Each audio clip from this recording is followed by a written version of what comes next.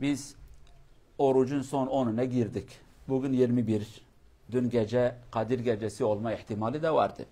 Her ne kadar biz diyorsak 27. gece, fakat o %100 kesin bir şey değildir. Büyük bir ihtimal olabilir. Fakat dün gece de olabilirdi. Biz bu mübarek ayının artık sonuna doğru yaklaştık. Nasıl burada bazen dükkanlarda diyorlar ki sezon finali, ucuzluk. Ramazan'ın son 10 günü de Cenab-ı Allah hayır ve bereketin finali yapar. Hayırlar artık akıyor yani. Eskiden küçük çeşmeler, Ramazan'ın başında küçük çeşmeler gibi olsa, Ramazan'ın sonuna doğru Allah'tan gelen hayır ve bereket bizim Dicle ve Fırat gibi akıyor, böyle Nil gibi böyle geliyor yani.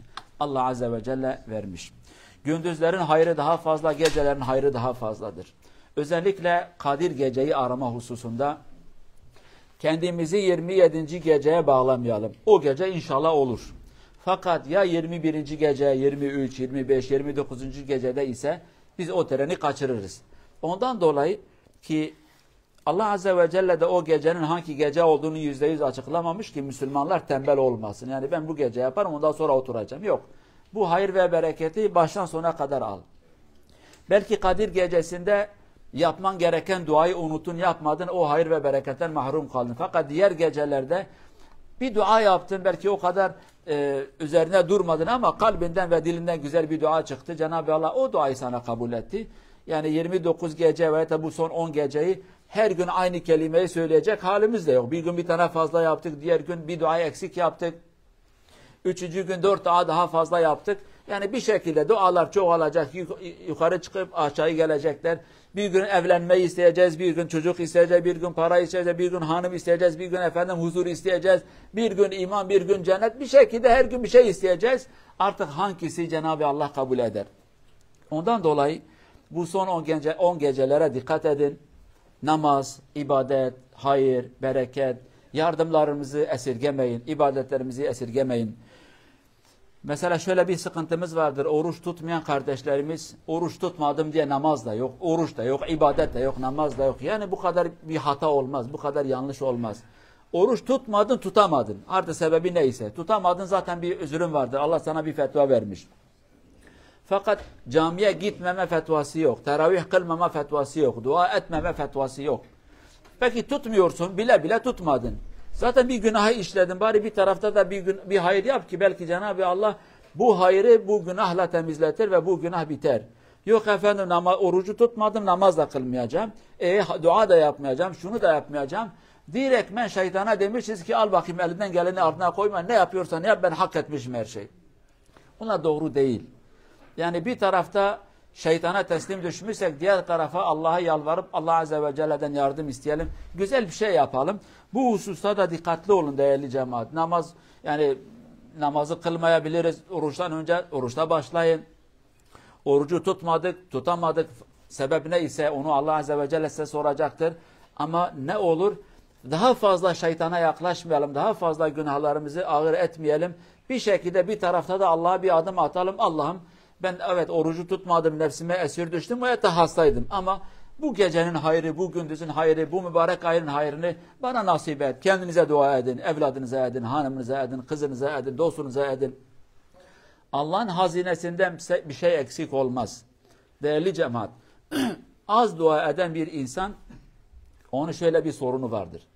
Allah'ın rahmeti ve bereketine fazla güveni yoktur. Ondan dolayı ediyor. Allah'ın rahmetine ve bereketine güveni tam olsaydı bol bol dua edecekti. Çünkü şunu bilmeli ki Allah Azze ve Celle zengindir, zenginlerin en zengini. Bunu unutmayın. İsteyin Allah'tan. Hiçbir şey Allah'a zor değil. Hiçbir şey. Ne kadar istiyorsan iste, Allah istediği zaman sana verecektir. Belki tahmin etmedin, belki onlarca katı Cenab-ı Allah sana verecektir. İsteyin Allah'tan. Bu dünyanın bir sahibi var. Bu kainatın sahibi, yegane sahibi, tek söz sahibi olan Yüce Allah'tır.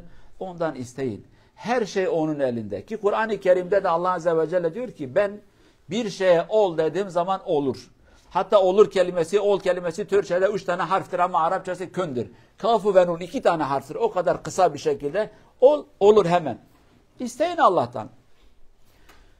Evde bir huzursuzluk var. Allah'tan isteyin, Allah size huzuru versin. Hiçbir şey Allah'a zor değil. İşiniz rast gitmedi. Allah'tan isteyin. Allah Azze ve Celle güç sahibidir, yapar. Evde hanımla tartışın. Dua et, Allah Azze ve Celle ikinizi ıslah etsin. Çocuklar istediğin gibi büyümüyor. Onlara dua edin. Kardeşinle bir sorunun var. Huzursuzluk vardır. Dua et kardeşine. Kalpler Allah'ın elindedir. Hadis-i şerifte Peygamber Efendimiz sallallahu aleyhi ve sellem diyor ki kalpler Allah'ın iki parmakları arasında. Yani teşbihte hata olmasın bu örneği vermiş. Yani mesela bizim parmağımızın arasında bazen tesbihler var ya böyle çeviriyoruz. O şekilde o kadar basit. Belki adam seni ilk gördüğünde sana nefret eder. O nefret gözüyle bakar. 2 dakika sonra ona güzel bir laf söyledin, bir dua yaptın. Seni sevmeye başladı. O kadar. Zor bir şey yok.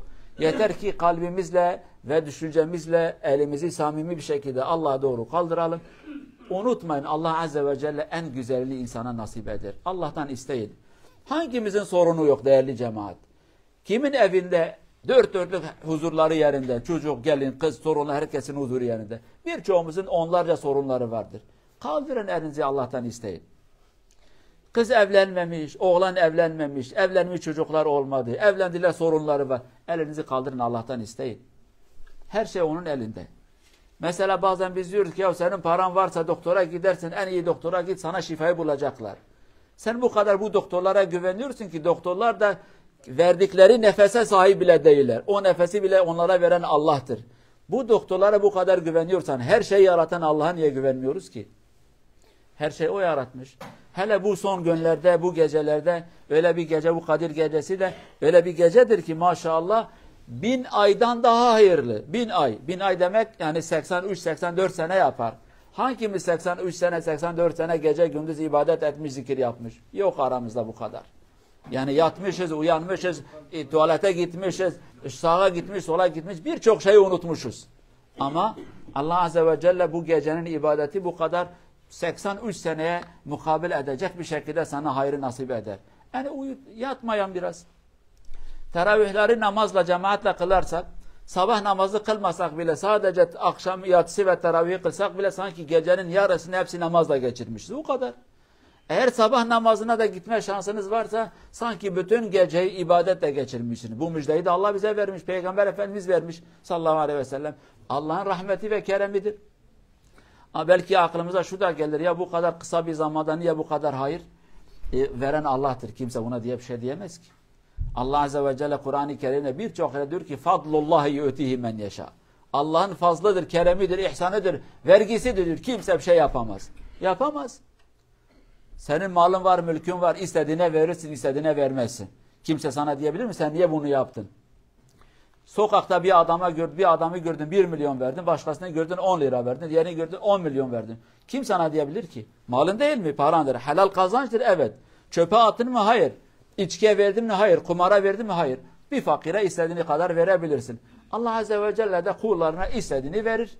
Yani Allah Azze ve Celle bu kadar zengin. Dolayısıyla ki hadis-i şerifte diyor ki hayır ve bereket zamanında bu hayırda ve berekette mahrum kalan adam o gerçekten iflas eden bir insandır. Gerçekten mahrumdur yani. Ne kadar kötü ve ne kadar üzücü bir durum. Herkes hayır ve bereketi alır fakat biz mahrum kalacağız. Düşün bakayım sana bir şey lazım. Elbiselerde kampanya olmuş. Her şey %90 ucuz olmuş. Ama sen gitmeyeceksin, almayacaksın. Ondan sonra fiyatlar yine eskisi gibi geldi. Bana lazım, param da yok. Ben elbisesiz kaldım. Millet sana diyecek ki sen hak etmiştin. Kampanya var iken, ucuzluk var iken niye almadın? Allah Azze ve Celle bu son günlerin hayrı, bereketini, rahmetini cümlemize nasip etsin. Affedilen ve bağışlanan insanlardan eylesin inşallah. Dualarımızı kabul etsin. Evlerimize huzuru versin. Sıkıntılarımızı gidersin. Borçtaki olan insanların borcu Cenab-ı Allah gidersin. Huzuru olmayan insanlar Cenab-ı Allah huzuru versin. Küs olan insanlar Cenab-ı Allah barışı nasip etsin inşallah. Hayatlı bir iman ve bir hayat, imanlı bir hayat, imanlı bir ölümü Cenab-ı Allah cümlemize nasip etsin. Vesselamu aleyküm ve rahmetullahi ve berekatuhu.